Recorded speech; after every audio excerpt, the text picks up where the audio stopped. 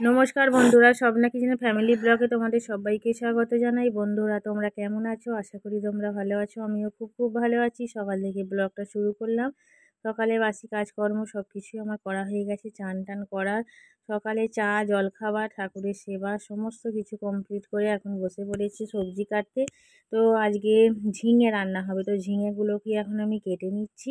মিঠাইয়ের স্কুলের ছুটি, গরম বলে না আবারও 2 দিন ছুটি দিয়েছে, তো ও বসে আছে, বসে বসে পড়াশোনা করছে আর আমি সবজি কেটে নিচ্ছি। ওই যে দেখো বন্ধুরা, ও হোমওয়ার্ক করছে, লেখা দিয়েছে।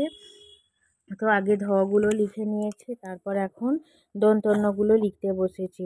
তো এখন পড়াশোনাটা করিয়ে নিই, তারপরে রান্না চাপাবো। কারণ এখন তো আমি সবজি কাটতে বসেছি, যা যা রান্না হবে সেই সব সবজিপাতি কেটে এখন বান্না বেটে সব কিছু রেডি করে রেখে দিই, আর তারপরে আমি রান্নাটা খালি চাপিয়ে দেব। তো ওই যে লেখা আর কয়েকটা মাত্র বাকি আছে। আমি যদি উঠে যাই ও উঠে যাবে, সেই কারণে উঠতেও পারছি না।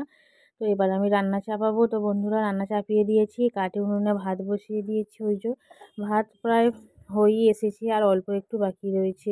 ভাতের ফ্যানও পড়ছে। তো ভাতটা নামিয়ে তারপরে গ্যাসে বাদবাকি রান্নাগুলো করব। কারণ এইখানে ভাবছি কাটে উনুনের কাজটা কমপ্লিট করে নিয়ে উনুন একেবারে মুছে সরিয়ে রেখে তারপরে ওদিকে গ্যাসের দিকে রান্না করব। তারপর তোমার দাদাভাই বেলার দিকে মাছ এনেছে, তো সেই মাছটাকে এইমাত্র ধুয়ে নিয়ে এলাম।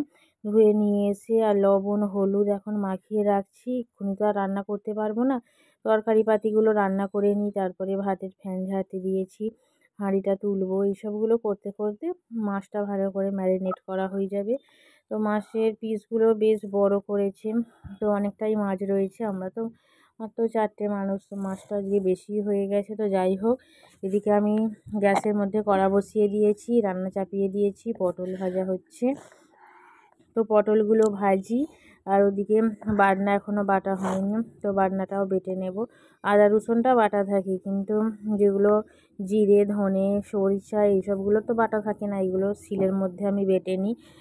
তারপরে পোস্ত বাটবো, কারণ আজকে ঝিঙে পোস্তর তরকারি হবে। তো পটলটা গ্যাসের মধ্যে চাপিয়ে দিলাম, এটা ভাজা হোক ততক্ষণ, আর ওদিকে আমি বাটনাটা বেটে নিই। তো কী কী রান্না করব সবই তোমাদের সাথে শেয়ার করব। মিঠাইকে এইমাত্র চান করিয়ে দিলাম, আর মাছের মাথাটা ভাজা হয়ে গেছে।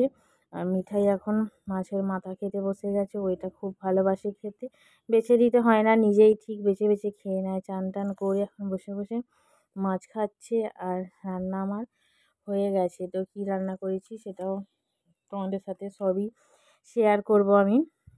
তো আজকে করেছি সর্ষে বাটা দিয়ে মাছের ঝাল, মিঠাইয়ের জন্য মাছ ভাজা তুলে রেখেছি, পটল ভাজা, ঝিঙে আলু পোস্ত, তার সাথে হয়েছে মুসুরির ডাল। তো এই হচ্ছে আজকে আমাদের দুপুরে রান্না। তো এবার আমরা খাওয়া দাওয়া করতে বসবো, কারণ দুপুর 2টো বেজে গেছে। মিঠাইকে খাইয়ে দেবো, তারপর আমরা খাওয়া দাওয়া করবো। তোমার দাদাভাই এখনও আসেনি, তো এখন রাত্রি 9টা বাজে।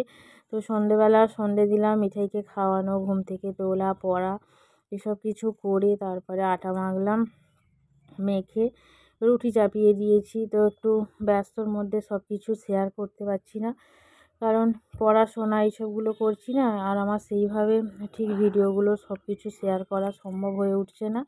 তো রুটিগুলো হয়ে গেলে ওদিকে আমি তরকারির জন্য সবজিও কেটে রেখে দিয়েছি। রুটিটা হয়ে গেলে সবজিটা বসিয়ে দেব। রুটিগুলো আমার সব হয়ে গেছে, আর এখানে কুমড়ো আলুর তরকারি বসিয়ে দিয়েছি। এই হচ্ছে আমাদের রাত্রিরের খাবার। তো আজকে রাত্রিরে কুমড়ো আলুর তরকারি, তার সাথে রুটি। তো বন্ধুরা, আজকের ব্লগটা তোমাদের কীরকম লাগলো অবশ্যই কমেন্ট করে জানিও। আর প্রথম থেকে শেষ পর্যন্ত আমার ব্লগটা দেখার জন্য অসংখ্য ধন্যবাদ।